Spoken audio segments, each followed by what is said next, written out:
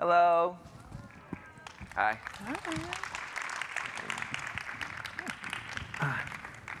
So, first of all, welcome.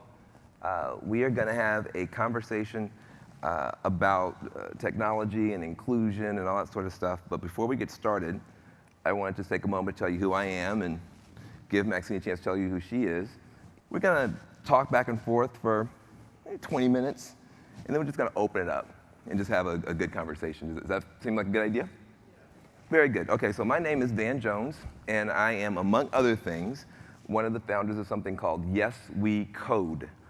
Yes We Code is a campaign to get young adults of color, male and female, aged 18 to 30, excited about careers in technology. And our job is to try to find and finance the next Mark Zuckerbergs, the next Sheryl Sandbergs, from communities that you might not expect them to come from. So that's really what we're up to. And one of the great partners that we have had in this journey is Facebook. And so Facebook obviously has made a serious commitment to trying to help figure this thing out, not just for themselves, but really for the whole field. And so we're really lucky to have a conversation between a community person trying to get talent into Silicon Valley with someone who's in Silicon Valley trying to get talent into her firm. So let's give a big round of applause to Maxine Williams from Facebook. Hi, everybody. Thank you so much for coming. As Van said, my name is Maxine Williams, and I'm the Director of Diversity at Facebook. So in my role, my immediate task is to find ways for Facebook to get more representation. As you may know, Facebook is used by many, many people in the world. In fact, about 1.4 billion people. So about 1/6 of all humanity is using Facebook on a regular basis. And given how global a product it is and how there's no distance, right? There's no us and them, like everyone is there. We know that we need to get as diverse a workforce as possible to be able to produce the type of products that will be relevant and delightful, that will be interesting and valuable to people all over the world. So we have an immediate pressing need to get more diversity in our doors. And then there's a long-term need, right? There's the understanding as corporate citizens that in many countries, not just this country, in many countries, I don't think the penny has dropped yet about how important the technology industry is, about how many jobs are being created, and the shortfall of talent is scary. The shortfall of talent in underrepresented communities is even scarier. So there's a lot of work to be done, and we are invested in the near term and the long term in getting it done. That's good. So, part of the thing that we have discussed a couple times is your concern that there's not enough visibility for the technology sector when you're talking about African American parents, Latino parents, Native American parents. They got little girls, they got little boys. They're thinking about the jobs of tomorrow, and they tend to think about, you should go to college and get a degree in criminal justice, because that's what your dad did, right? Tell me about the impact that has for you and how important it is for you for a bigger section, a bigger cross-section of people from communities of color, male and female, to even move in this direction. So I'll answer that professionally and personally as well. So professionally, now that I've been in this for a little while and attend conferences and have lots of meetings with people, it's clear, I think, that people are aware of the problem of underrepresentation. What we don't hear a lot about are proposed solutions. Now, we come from an industry and from a company that is very into innovation and open sourcing, crowdsourcing, right? So we open things up and say, here are the problems, because we believe that the more people who are engaged in solving them, the better solution we'll get. And yet, when we talk about diversity, we're not hearing a lot of creativity around that. As we've had the discussions, though, it has become clear to us that a large part of how we will solve it at scale, is by building the capacity of the people that I call influencers. And I refer to those broadly as parents, teachers, preachers, guardians. Who are the people who can guide the next generation into technology, right? When I was growing up, you didn't hear, you should learn to code. No. But the problem is now, young people from underrepresented communities are still not hearing that. And that's where I say I could segue into the personal. So I am the mother of 2 black boys, growing up in this country, born in this country, and I myself, up until 2 years ago, never considered technology, right? Until I was in it myself, I just didn't have that vision. I didn't understand what was going on. I was on the East Coast, Silicon Valley was on the West Coast, right? And I was like, I'm good working at a law firm. Right. So for me, when I was growing up, it was be a lawyer, doctor, or teacher. That's right. Maybe you could slip in an architect if you were going crazy. Or a right? dentist. Maybe. A black dentist. But nobody talked about being a coder. Right. So now I feel like, thank goodness that I have caught myself, that I could say to my sons, go do this. But now I feel that the way we're going to do it at scale is in building the capacity of other adults to guide people in. And that will happen two ways. One is by us giving them more exposure to what the opportunities are. Literally breaking down, here's what you earn as a doctor, here's what you earn as a teacher, here's what you earn as a coder.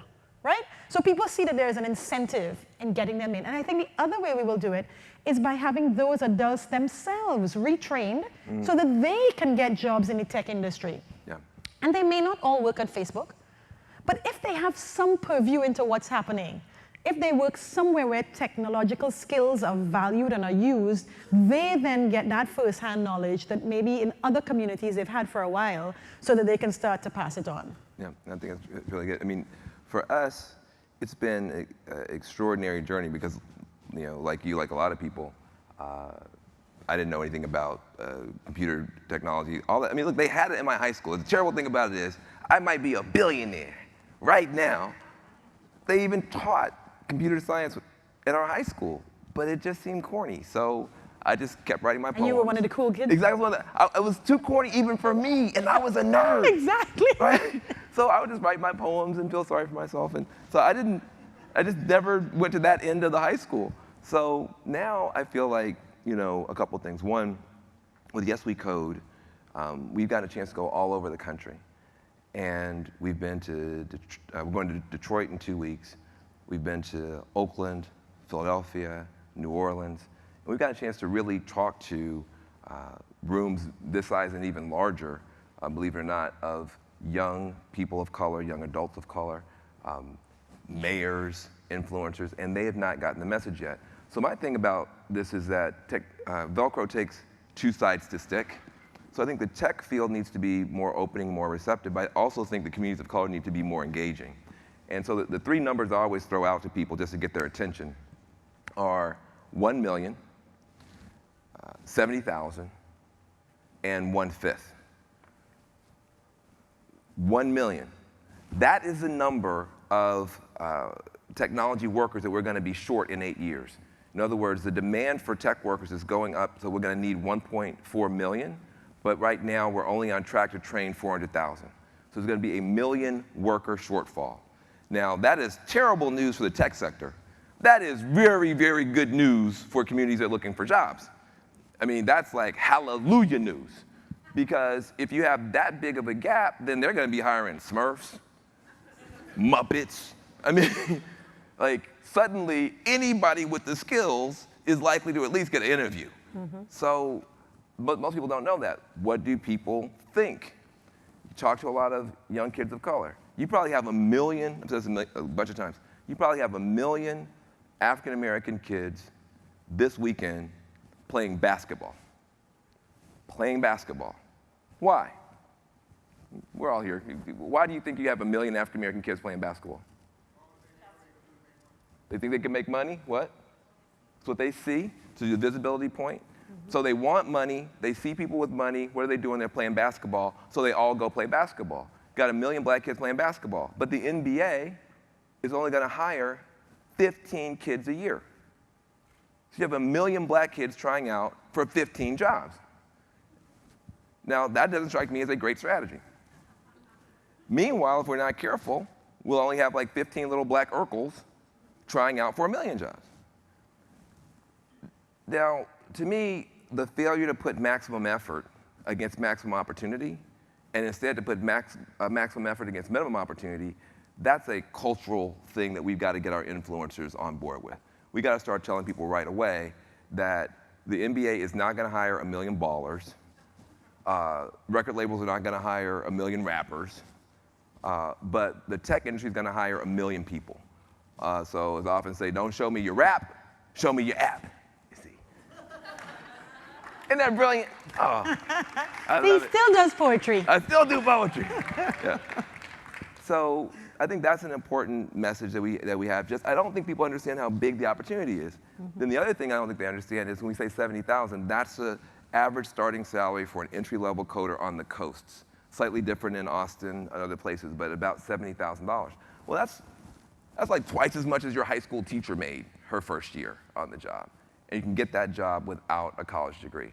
That's news that people don't know. There's not one African American, Latino, or Native American grandmother anywhere on earth that got the memo that your kid could make $70,000 a year without having to get four years of college. $70,000 a year that the cops can't take, right? $70,000 of legal money. That's a big deal. And the last is 1/5. I think there's still a big stereotype that you have to be a super duper genius who like got admitted to MIT at like 12, right, to be a coder. I think people just think it requires so much just brain power that they shouldn't even try. But these tests are coming back now showing that 1 out of 5 people have at least the mental aptitude to be coders. They've got the pattern recognition, the problem solving, persistence. Problem solving persistence is something you can measure. And that 1 out of 5. Now, 1 out of 5 is not everybody. People say, well, everybody can't be a coder. That's true. Everybody can't be a coder. But if you go to some of these tougher neighborhoods and you look around and you say 1 out of 5 of these young people could be on the pathway to be a Mark Zuckerberg, or at least to have a job making $70,000 a year, that's very inspiring. 1 out of 5 kids are not going to be professional ball players, but 1 out of 5 kids, at least aptitude, maybe not the training, not the attitude, but the aptitude. So to me, those 3 numbers. Yes, We Code is working very hard to get those numbers out. 1 million, 70,000, 1/5. And then we think that a lot of it will take care of itself. The last thing I'll say before I ask you another question, in other industries, once African Americans, Latinos, Native Americans have found an entry point and a few people have gotten some visibility, you just see massive entry and success. That was true with sports. People forget, for a long time, people said that African Americans and other people of color didn't have the mental ability to be athletes, that you had to be too smart, you had to have too much character, you couldn't do it. Then a guy named Jackie Robinson came along. And you just can't even imagine sports without participation of people of color. Same with music.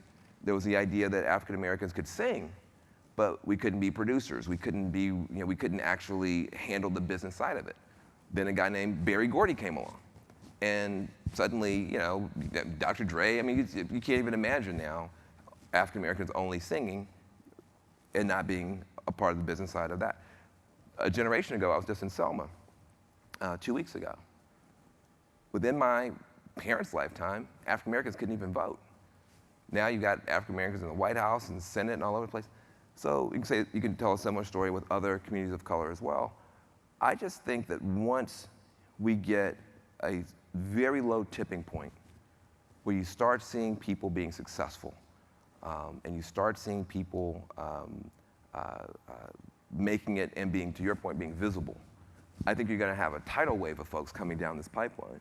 But then the question is, and I want to take it back to you on this, there does seem to be, on the skills side, some room for improvement. How do you look at, so suppose we solve this problem of interest, and you get your influencers moving in the right direction. How do you evaluate the existing skills pipeline into your industries? And what do you hope and pray about that? First, I want to say something about intersectionality. So when we talk about African Americans, Native Americans, Hispanic, Latinos, and the underrepresentation, the other thing I want to bring into that is how that gets exacerbated when you're also a woman. All right, so the gender point is one that we can't leave behind. If we look at both people who are coding, who are programmers, who are in the tech industry, who are founding companies, right? Venture capitalists. If you then add race and gender, well, then there's nothing. So when we talk about you need to see it to be it, I think we also have to think, how do we encourage women to get a spotlight in this? So Latino women to be spotlighted, right? Black women, people who are working class, right? The class thing cuts across everything. So this issue of exposure is not one that I think is limited by race or ethnicity, but by life circumstance. and often a circumstance that people didn't choose themselves. Now, where we see that people do overcome it is where they put the time in to get their skills where the skills need to be.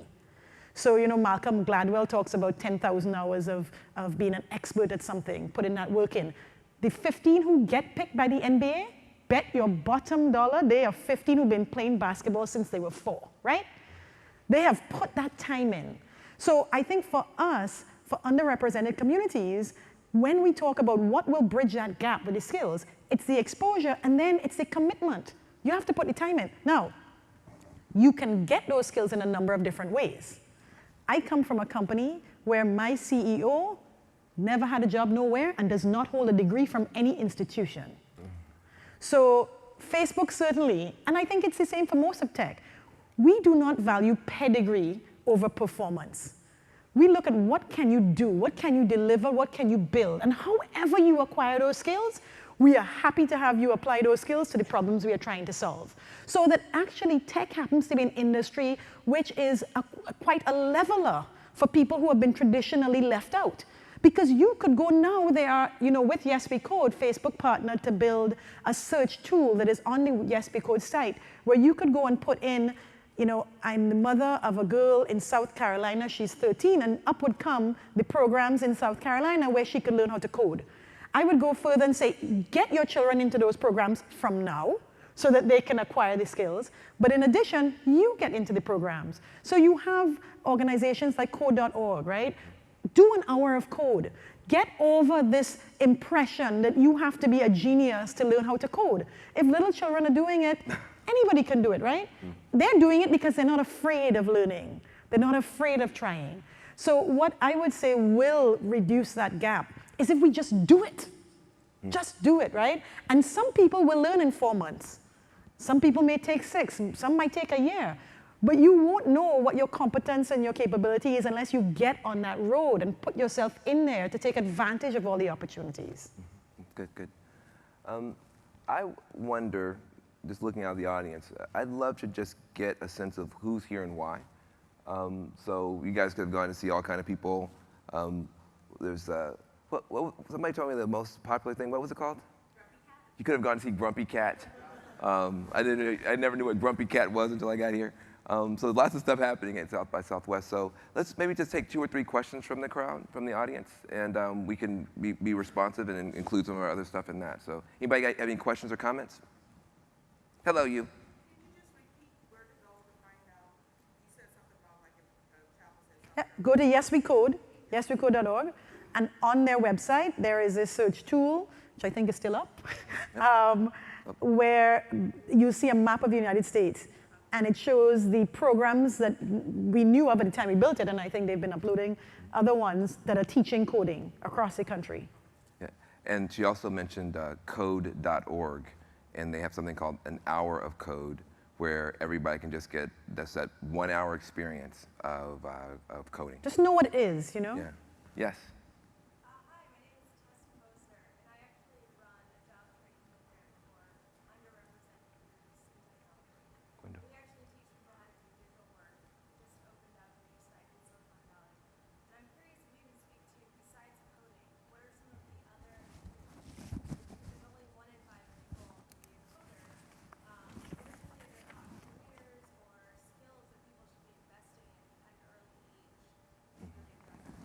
Good. So we'll take a couple questions so we can kind of figure out what the land is. But give me your name one more time. Posner. Tess Posner. And what's the name of your company? Just since you're here, you may as well shout it out. Sama USA. Sama USA. So if you didn't hear in the back, what they're doing is that they are training underrepresented people for careers. And so I just wanted Band. Oh, somebody's at a mic. It's like the voice of God. I thought it was God. I was like, it's like, it's your time. I know, exactly. Everybody's going to know about it. I know, exactly. I knew I shouldn't have eaten all those Twinkies. Anyway. Yes. Hey, brother. Hey, how you doing? Very good. See you, Maxwell, as well. Rodney Sampson from Opportunity Hub. As you look at how you acquire talent, has Facebook also looked at the acquisition of smaller tech startups as a way to actually acquire talent as well into your pipeline? Okay, so we got a question about what other skills people might want to get besides just coding, a question about acquisition. Yeah. We should have mentioned that we were told to ask people to go to the microphone for questions. That way everybody can hear, we don't have to repeat. Yeah, so if you could just go to the microphone, that'd be great. Yeah. Go ahead. Hi there, my name is Abby. I'm working on diversity at Pinterest. Hi, Abby. Hello. And I would love if you could talk a little bit more about access and this idea that the reason there is so much underrepresentation in the tech space is that a lot of these underrepresented minorities and females in particular do not have the networks that say those who are well represented in the industry do have, and what we can be doing as companies. We might have to answer someone. You want to get one more and then we'll answer them all together? Okay, one more. One more. I'm here with PBS producing a show about diversity in technology. And what do you think is the key to unifying, instead of I advocate for women and I advocate for brown people and I advocate for the LGBT community? What is the crucial recipe for unifying all those voices so that we just have diverse perspectives at the table? Okay. Do you want to take a shot at any of those? Okay. Other skills. That's why I said we take 4. My memory. No, exactly. That's good. Right, other one. skills, acquisition as a strategy, Okay. and networks, and then I'll remind you of the last one. Okay. I'll start with acquisitions because that's kind of straightforward. I don't think Facebook looks at acquisitions as a way to get talent, right? We are quite a young company, 11 years out. And so while we acquire other companies, I think the motivation tends to be, does this feed into our mission to help make the world more open and connected? And the acquisitions we've done, I mean, have been most of them have been quite public, WhatsApp, Instagram, but then there are other ones which help the functioning, live reel, video of the Facebook platform and the Facebook products. And I think that's still the stage that we're at, that we're seeing acquisitions more in terms of functionality than in terms of a way to get talent. For talent, we're focused on improving, enhancing, building the capacity of our own recruiting team, and making diversity be a central part of that. So that it's not, diversity isn't something that goes on in a separate unit, but it's something that everybody, every day at Facebook is working towards. Because again, we're always thinking, how do we scale, right, success and solutions? And we do that if every single person is working towards that end. So we work it into our recruiting operations. One of the other ones? How do you bring everybody to the table? That was the last one? Yeah. I think by constantly referencing, it's what I actually attempted to do just now when I said, I just want to mention women, I want to talk about intersectionality. If we all start talking more about intersectionality, we start thinking in a more intersectional way. Because it is very easy, as Gloria Steinem says, that all this thing about oppression is like a circle. And we're all in it, but we get to it at different points based on our largest point of pain, right? So if you are a rich white woman, you might come to it through gender. If you are a poor black person, you might come to it through race, right? If you're poor white, you come into it through class. We're all in there, right? Everybody trying to achieve the same thing. And the same thing is equality of opportunity. We just want a chance. We don't want a handout, we want a chance. And I think if we think about all the ways in which we can level the playing field for everyone so that everyone has a chance, then we start to think in more of an intersectional way. That takes me to the answer to one of the other questions. Skills. With skills. So what I think we need to think about in terms of the building of skills is what technology has done to make the opportunity to learn more level. So now that it is out there, there are many ways to learn for free. We can empower ourselves in whatever else we're doing to invest in our own futures by learning. We don't any longer have to pay the 4-year price to go to a college to learn that, right? There is much more opportunity available for everyone to learn the skills. And then there are a broad range of skills, going back to Ms. Posner's point. Yes, we talk a lot at Facebook about being software engineers, simply because that is the volume for us. Most of the people we employ will be software engineers. But then there are people who are application engineers, right? There are people who build the tools for our, what you might consider customer service people, which we call community operations, where you need some technical skill, but not as much as the software engineers who have to know algorithms and data structures.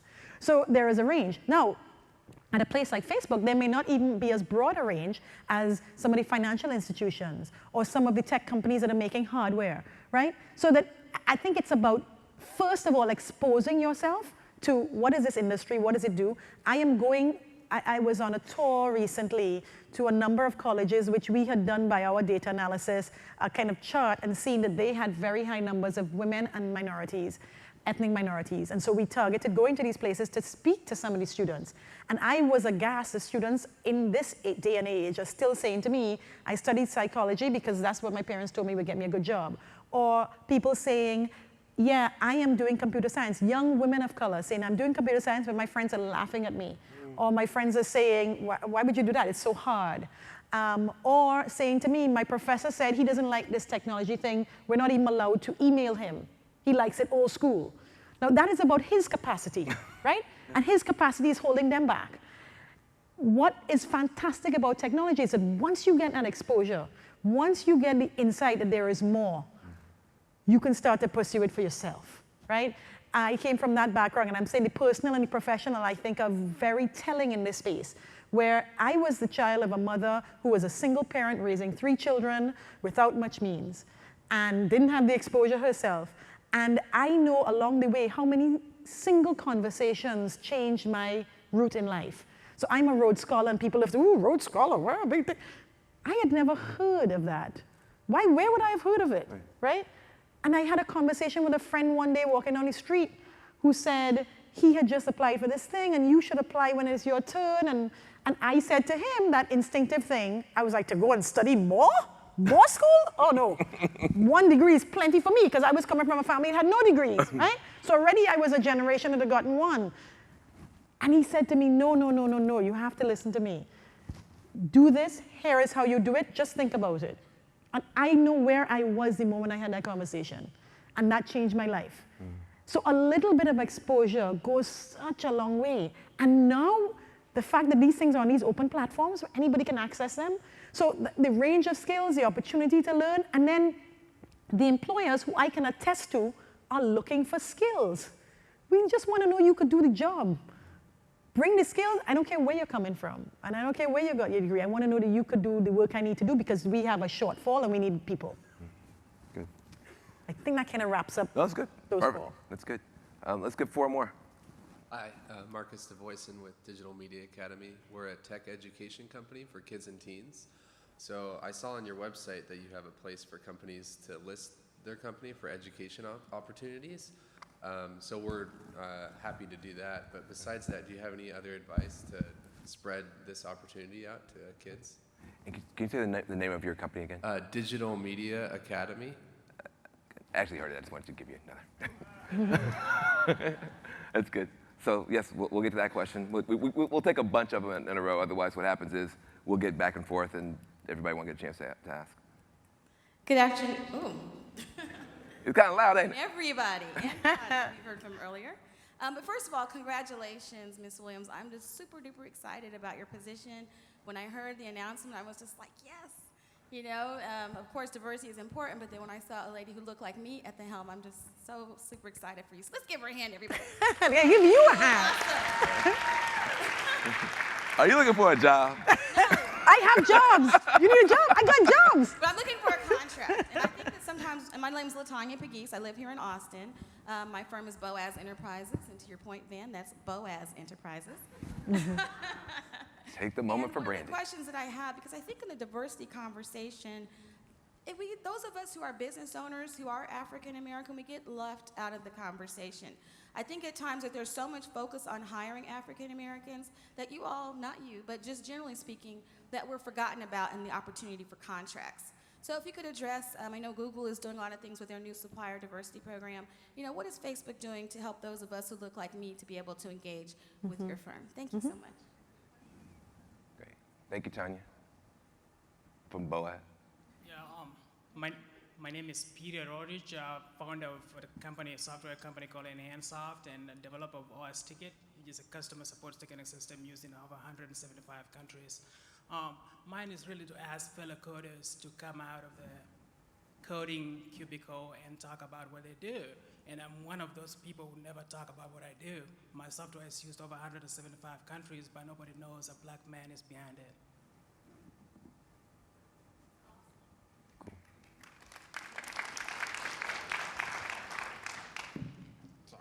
Hi, I'm Calvin Wright. I'm helping with Dr. Philip Eaglin with the Code.org through my Brother's Keeper project here in Austin. When I'm not doing that, I work in social media with GNI Strategies. We work through the Texas legislature. But I guess really the communications aspect of involving children from a base, from K through 8, how do you plan on making something that's relevant to, I guess, the kids, not really trying to sound old, but, how are we going to make them have the desire when we aren't around, teaching them the message of, you should really get into this. Okay, cool. That, made sense. Good. Well, let me just take a shot at some of these, and you can come back. There was a question about what employers can do. One of the things I think is really important to recognize is there's a pipeline here. People always talk about the pipeline, they never really describe it. So we have a view about the pipeline. The first step is just basic awareness, which gets to the last question. Basic awareness, we'll come back and talk about that. People need to understand this is something that is available to them, and again, need to be able to see it, to be it. The second thing is some kind of engagement. We've been using hackathons as opportunities for people to have hands-on experiences, and not just the young people themselves or the young adults themselves, but also their parents. When we're going to do a hackathon in Detroit, but we're going to have the mayor there. We're going to have elected officials there. MSNBC is going to come and cover the whole thing from beginning to end. It's about using, what happens with us is we bring those young people there, and then we bring top engineers from places like Google, like Facebook, like Salesforce.com, et cetera. And we always start off with the same, we just fall into this kind of bias of we're the grown people, we're the professionals, we're coming to sort of help these young people find their way. And then inevitably what happens is within 45 minutes, all of the so-called professionals' jaws are hanging open at how brilliant the young people from the communities are. The young men, the young women, all colors. But what happens is, in that moment of trying to solve a problem, you realize how much genius is getting wasted. Just genius, unbelievable genius, just being wasted. And largely because the problems that the young people are bringing to the hackathon to solve are mind-blowing problems for people who don't live in those communities. We've had young people come forward. We had a young woman come forward. The problem she wanted to use technology to solve was a problem she had because she was in foster care. And she said, when you're in foster care, you don't have parents, and the people who are looking out for you don't have much money. So almost all your clothes are donated, kind of hand-me-down clothes. And they don't look good. And then people laugh at you. And she said, and so some young women do stuff you wouldn't want your daughters to do just to get money to buy better clothes so that we can feel better about ourselves. So that was her problem. Now, that's not a problem that comes up in Silicon Valley, I imagine, that often, because it's not the lifestyle. But her solution was, what if when people donated clothes, they could just take a picture of the clothes they donated and upload them to a website? Then we could look for our own clothes and pick clothes we might actually wear. Right? Now, brilliant idea, and there was somebody there who said, you know what, that could be literally a $500 million or more idea, because you actually have a global trafficking in used clothes. And nobody had thought of that before. So you have literally billion-dollar ideas in the heads of some of these young people. Also, we had one where some young guys wanted to do one where there would be an app that would alert them to when their court dates were. Now, at first, you're kind of like appalled. You're like, you need an app to tell you when to go to court? is this a good idea or not? But then they explained it. They said, no, listen, we know all kids do the same stuff. It's just if you're in the suburbs, you're doing it in your dad's basement someplace and you don't get caught doing it. But if you're in our neighborhood and you're out here, experimenting with drugs, whatever you're doing, you're gonna get caught. That's not really the problem. The problem is they hand you a piece of paper. And the piece of paper says, on Thursday, the 19th, at 3:15, you have to be in this building, on this floor, in this department to meet this judge at this time. And then you lose the paper. Then by the time you get to the court, they're already mad. And they're saying you're not compliant and you're gonna do a lot more time and get a lot more trouble. And so the guy said, look, if we knew when and how, can't there be an app for that, right? Just like, can't there be an app that would just tell us when we're supposed to be there? So they actually designed one. Now, that's not a photo sharing app, right? That's not the kind of thing that you keep hearing about in the tech stuff, but those are real solutions for real people with real geniuses, not only identifying the solutions, but identifying the problems, but identifying the solution. So the awareness then needs to go to some kind of opportunity for people to understand, hey, I've actually now met an engineer. I've actually talked to someone. And somebody mentioned earlier about the different skills. Maybe I'm not the best coder, but I could be the best presenter. I could be the best designer. There's other things I can do to be a part of this team. And then people are interested in going to the next step, which are these introductory programs. And some of them are great, and some of them you've heard of, where it's not just a couple days, it's maybe a whole week or even a summer. But you're talking about Girls Who Code or Black Girls Code or All-Star Code, all these different programs. They're very important so people can learn how to really build an app. But we're finding that's not even enough. There has to be a step beyond that. Just learning how to build an app, just learning how to make an app, is not the same as learning how to make a living at Apple, okay? That's workforce development, that's job training. And so we're discovering that there are boot camps and other programs that teach people how to actually survive on the job and be good on the job. And then you go to the employers, or maybe an incubator. But we're discovering that even that's not enough. So you've got the awareness, you got the hackathons, you got the introductory groups, you got the boot camps, but now we're discovering that even that's not enough because people are not clear. Some boot camps are good, some boot camps are not good. How am I gonna make a choice here as an employer? Also, if I take somebody on, how do I do it in a way that's kind of a dating before I marry step? So now apprenticeships are probably going to become very important, and the federal government now is putting money on the table to support apprenticeships. So I just want to say that what you're seeing now is the development of an actual pipeline. MIT, Stanford, Caltech, those entities have been around for a while. They kind of have it down to a science, but now there's a million worker shortfall, and now we're seeing now the development of extra different pipelines. I want to just give a shout out to a few different sources before I answer the last question, then we'll move on. We're looking at Yes We Code, the boot camps, and some of them we're finding to be quite extraordinary. 97% placement rate, people starting out making $70,000 to $80,000 a year. Some of them that we've been really impressed by, Dev Boot Camp, App Academy, Hackbright, Flatiron in New York is extraordinary. Flatiron actually has a focus on a class with nothing but low-income people, overwhelmingly women, overwhelmingly people of color, and that little cohort is outperforming every cohort they've ever had, including cohorts that had PhDs in them. So Flatiron is beginning to prove that women and men of color can perform at the highest levels, even if they're low income. So that's really important. So there's a couple of boot camps that we think are really important. So that's one, the boot camps. The tribal colleges where Native Americans attend, those are very important sources of potential talent. The so-called historically black colleges and universities and Latino serving universities, very important sources of talent.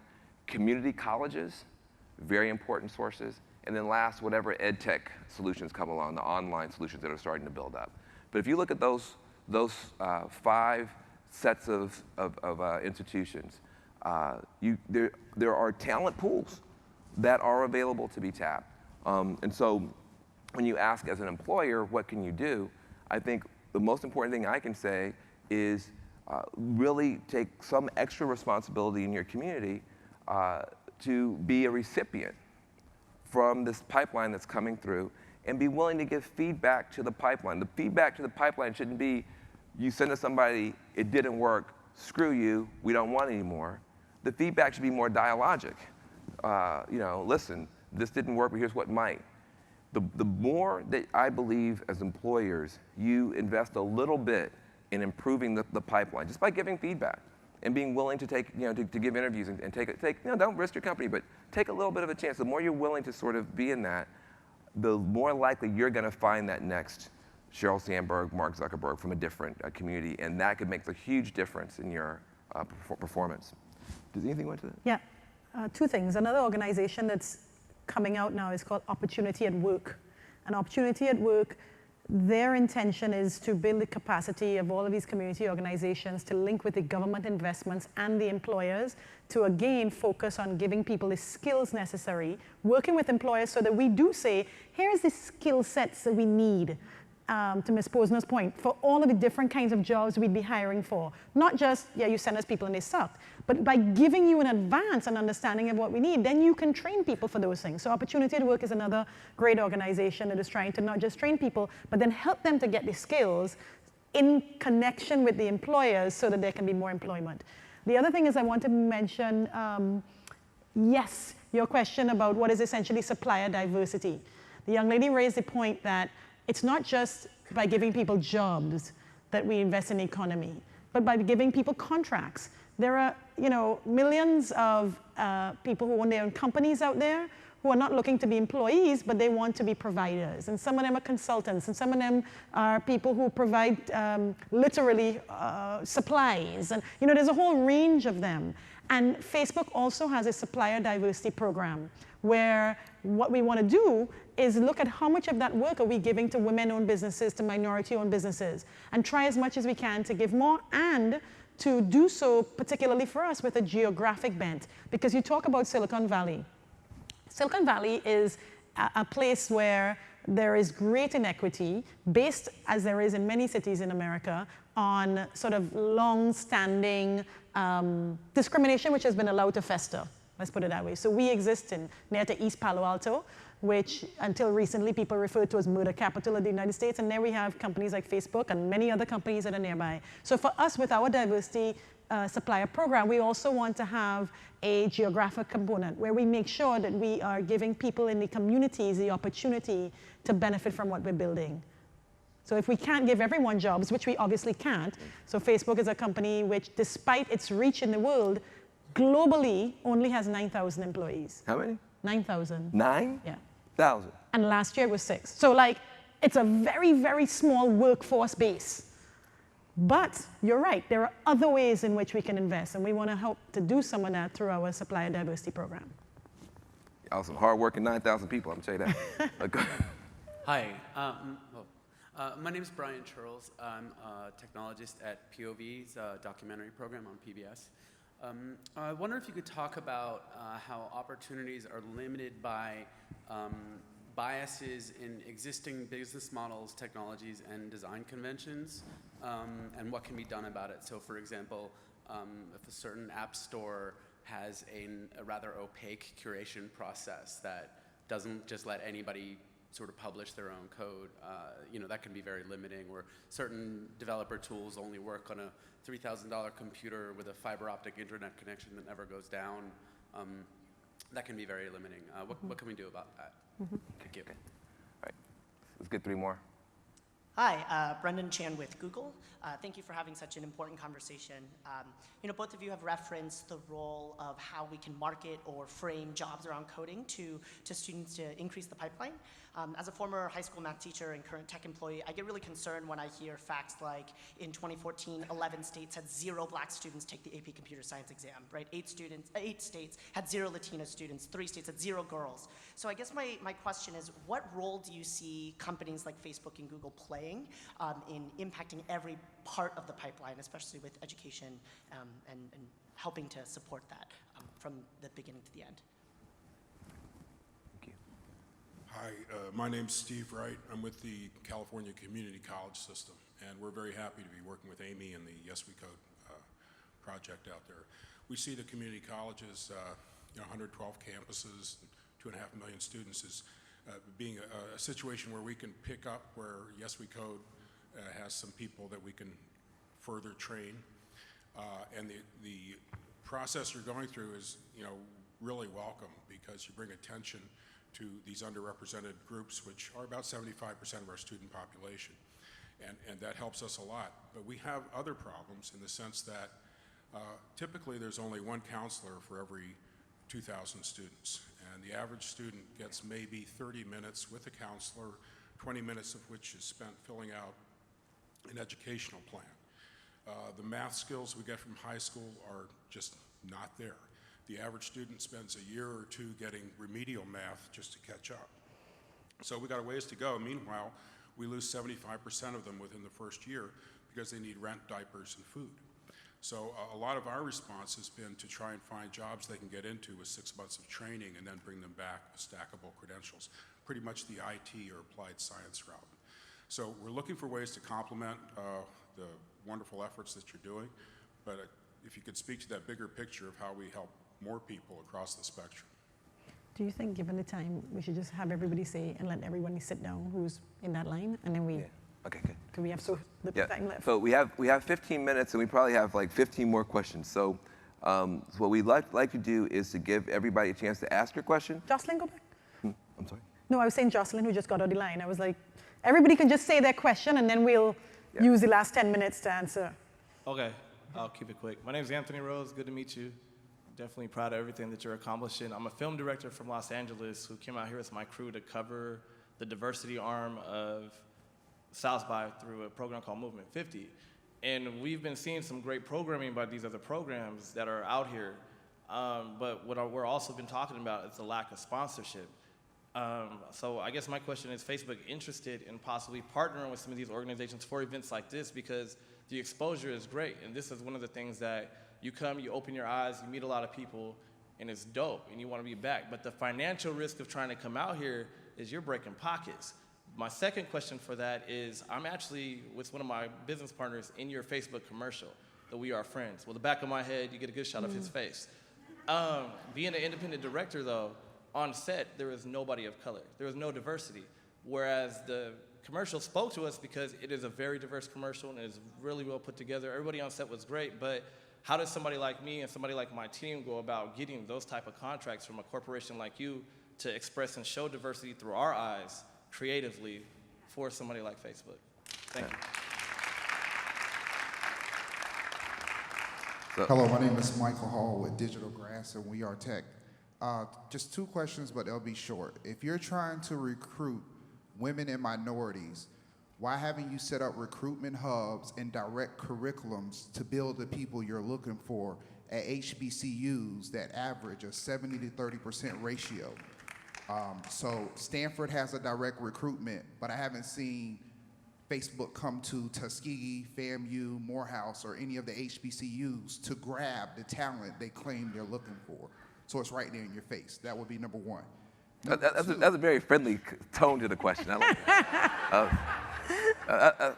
Number 2 is going to be better. I know. Ooh, can't wait for number 2. Number 2, your sales are directed in directly from Christian Martinez, which was your head of sales with U.S. Cultural. You speak about cultural diversity, but you have a cultural diversity study that was 50% based out of 1,200 people that were all Hispanic. And he directly said, and I quote, "It's because you have English-speaking Hispanics, non-English-speaking Hispanics, and non-black Hispanics." But are you now, in Facebook's world, grouping people together just because of their language, or do you actually look at cultural diversity? Because just because a person is black, their cultural backgrounds can be from an African diaspora, the Caribbean diaspora. There's different kind of black peoples too. We're not all just black. So if you're going to be culturally sensitive to Hispanics, should you not be culturally sensitive to the cultures of black people? Okay, thank you. Next. Hi, What you're writing I'm is Cindy down. Widener, and I'm a I'm journalist. gonna remember all of and this. I'm covering the conference for a couple of publications. Keeping in mind what Ms. Williams said about intersectionality, I'm coming at this from the perspective of a white woman, but I'm sure that this is an issue for every group or set of groups you're discussing. There's a lot in the news or around about text hostility, the hostile environment that women frequently experience. Gamergate, and there's a couple panels here about it. So recruitment seems well and good, but what can be done to make the culture, once the people are hired and in their positions, to be welcome, be equal Gotcha. parts of what they're doing, of the projects? I guess that's it. Yeah. Very clear. About workplace preparedness, not just workforce preparedness. Hi, my name is Eric Tang. I'm a professor of African American Studies here at UT. Van, it's good to see you. I knew you. Hey, Eric. Decades ago. No, not decades. Yeah, decades, dog. Kind of. So last year I authored a report that demonstrated that Austin is the only major growth city in the United States that saw a net loss in African Americans. And that has to do with two other statistics, that it's the most economically segregated city in the nation, and it's also the top tech city in the nation. And so this impacts directly on the work that you're doing. I guess here's my question, and it has to do with government, the municipal government here in Austin, which I think wants to deal with these disparities, but doesn't really have a plan. My question is, does the municipal government play a role in addition to the private companies that you spoke of, in addition to the educational groups that you spoke of? Thank you. Thanks, Eric. Hey, and dog, stay afterwards. We need to catch up. Hi, my name's Raquel Vincent, and I'm a freelance writer and digital marketing strategist based in Dallas, and I work with a lot of startups in particular. There's been a lot of conversations, particularly here at South by Southwest. I saw, about half a dozen talks on culture and hiring for culture. And in conversations that I hear with startups as they're growing, that's a big topic of conversation, is hire for culture. How do you address diversity when this trend of hiring for culture kind of becomes a euphemism of hiring people that look like me? That's that. Okay. All right, so I think there are a couple of them that we could, because this is like speed round. Yeah, exactly. So. One thing is, I think that I'm detecting that there is some amount of heightism here, that perhaps it's because I'm small that you think I've never been to an HBCU. My gentleman with two-part question. I was at Howard last week. I have been at Morehouse, at Spelman. Our people are out there on the road at HBCUs, trying to get engagement, trying to raise awareness. We are getting, the more we engage, the more applications we're getting. I say it once, I'll say it again. We want you. There is no situation where tech companies, I speak for Facebook, but I think I can speak for all of them. There is no big bad, we don't want them, right? In fact, we are competing. When you give the statistics that there are so few graduating, or so few studying math, so few for the time, the few who are, everybody is competing for them. So we are at the HBCUs in droves. The gentleman who had the film company, just come see me afterwards to talk about the... That's Anthony, right? Yeah. So contract, supplier, diversity, come see me afterwards. I'll tell you to get in touch with the Facebook to see about how we can get more contracts. And then there were a couple of questions where I think the theme is bias. Bias is real and bias is everywhere. So yes, there was a gentleman who raised bias in design. We have suffered from creating products, spending lots of time creating products for big screens, only to find that the people who are most going to use them had small screens. Or, for instance, we spend a lot of time now creating things for feature phones. Most people in this room do not know what a feature phone is, but most people in the world have a feature phone, right? It's not a smartphone. The way you design is different based on what people's circumstances are, based on people's experiences and perspectives. So yes, hence why we have a diversity initiative, because we know the more perspectives we get in the building for a company like Facebook that is serving everyone in the world, the better we are going to do. So it is to our advantage to weed out bias in everything and have more perspectives, because we will not be the company that people turn to connect themselves to the others if we don't provide everything that everyone wants. So it talks about culture fit. I think that's what the young lady was referring to when she talked about hiring for culture. We now at Facebook, every Monday morning when we get a new class of hires, and the reason I say it's 9,000 now, it was 6 last year, is to show you the growth, right? Every Monday morning when we get a new class of hires, they meet with me before they get their computers and their devices. And that is because diversity is so critical for us. We think it is so important that I meet with them and I say, I don't want you to come in here and ever use blind as a suffix. We do not want a culture where you need to feel you need to be colorblind, gender blind, sexual orientation blind, age blind, whatever it is you think you need to do so that you can see people as equal. Because by doing that, you are reducing one of the most important characteristics of that person, which we need for the company that we are and for the products we want to build. So I want you to see the difference in everybody and see that that is what makes us strong, is having that difference.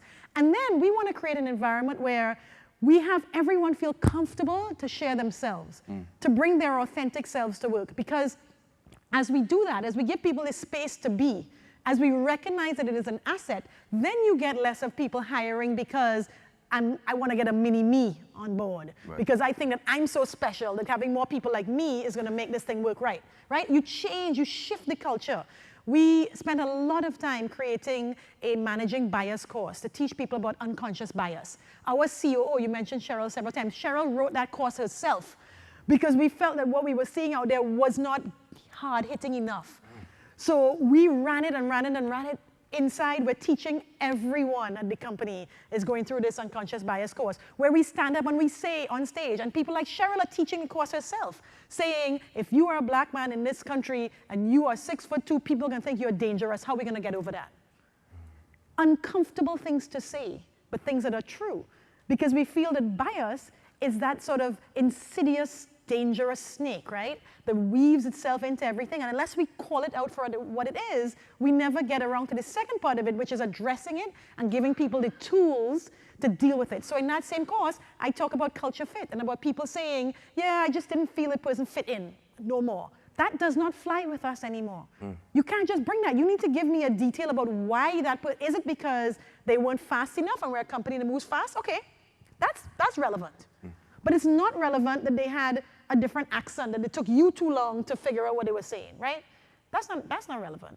So what is it about this cultural fit that makes somebody work or doesn't make it work? Let's tease it out. So we spend a lot of time now investing in getting that right because, again, it's to our benefit as a company to be as diverse as possible, to reflect all of the people in the world, because that's the only way that people are going to keep choosing us. That's great. Let me just say a few things in the 3 minutes that we have left. Abby asked this question around networking and access. And I do think we've just barely scratched the surface of it. I don't think people understand. You did a great job of narrating your own journey and how just having one person in your network who knew something completely changed your direction. Our networks are too homogeneous. And therefore, we think, even when we are desperately wanting, we listen to Dr. King and crying, but we don't know anybody, it doesn't work. And so I do think we're going to have to be a lot more deliberate about blending our networks together and making sure that people can access each other. I think government does have a role. We are partnering with the city of Oakland to help us. Yeah, thank you. And we're in conversation with the state superintendent of schools in Alabama. We're trying to figure out ways for government to be involved and to be helpful. Part of the reason that this hiring for culture thing is, I think, very dangerous, though I get it, is that it is, every time I hear it, it sounds to me like fingernails on the chalkboard. It is a very terrifying thing when somebody says, the most important thing for me is the cultural fit of my that you fit culture with my organization, when I know that that said without reflection, without your kind of reflection, is a hidey hole for all kinds of bias. It's just, there's no way. And so I do think we need to be able to have a more nuanced conversation about that. Otherwise, it's an excuse for racism and sexism and heterosexism and everything else. And then I just want to make a couple of observations about the benefit of diversity. Intel is now telling this great story about how they're moving toward wearables. But the big problem with wearables is how do you recharge these dadgum things? And where do you, and so you had all these guys sitting around trying to figure out how to, get the plug fit into a bracelet or the plug fit into all this stuff. And a female engineer walked in and listened to them, and she just sort of said, listen, do any of you guys even wear jewelry? No, not one of them actually wore jewelry. They even wear watches. And she says, listen, when you wear jewelry, at the end of the day, you take it off, you put it in a bowl. Have the bowl be the recharger. And that was the answer. But it was literally because there was nobody there who was even going to use the products. And so literally, a change of perspective is worth 30 points of IQ. A change of perspective is worth 30 points of IQ if you understand the problem better. And all of us have been in situations where you're trying to solve a problem and one person came in and just their perspective changed the entire conversation. That's all we're saying is let's stop wasting genius. Let's make all of the companies better, stronger, and faster. I really do fundamentally agree that the conversation about coding is the first conversation. There should be another set of conversations around other stuff, whether it's design, and that until we get to the point that was raised about every one of your companies has to hire an attorney. There are a lot of African American attorneys. There are a lot of Latino attorneys. There are a lot of Native American people who can do this work. And the entire supplier chain is a huge opportunity to, you never know when you bring in a different law firm, what else comes in. So much more comes in. So even if you're saying we can't do it here, find the place to do it for both gender and race. And the last thing I want to say is that, stackable degrees, community colleges, micro degrees, all that stuff, please, to the extent that you can work with your local education, workforce development boards, your community colleges, they literally are sitting there on top of the talent that you need. They don't necessarily on their own know how to design the curriculum that you want, when you want it, at the speed you want it. You're changing all the time what you need. If you can be in contact with them, I think you'll be surprised at how flexible they are willing to be, especially the community colleges. They are sitting there with people who want to be educated and want to work tomorrow. I think that the community colleges are going to wind up being a huge part of the solution. So. Yeah. Thank you, Facebook.